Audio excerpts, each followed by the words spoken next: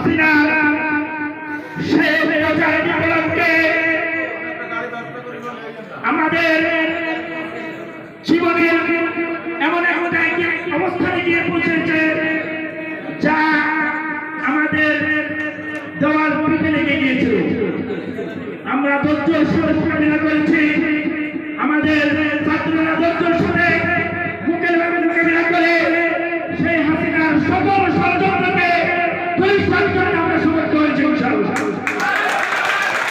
সম্মানিত উপস্থিতি,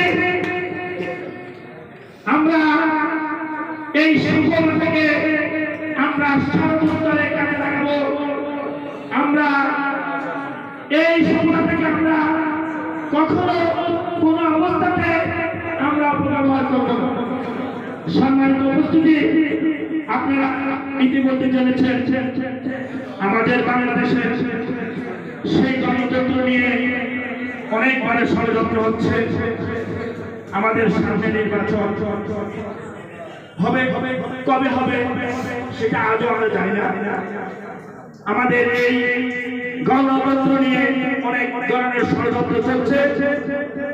আমরা প্রত্যেক ভাই আমাদের স্ব অবস্থান থেকে আমাদের আজকের 17 বছরের নির্যাতন নিপীড়নের কারণে আমাদের দলীয় অবকাঠামোরা অনেকটা দুর্বল হয়ে পড়েছে।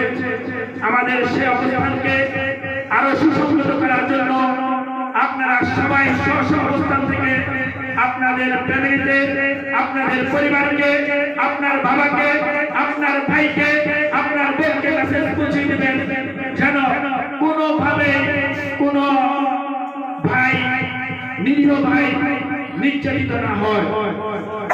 এবং কি আমরা আগামীতে ইনশাআল্লাহ আমরা সরকার গঠন করব এবং এই দৃঢ়তা নিয়ে আমি আমার বক্তব্য এখানে শেষ করছি।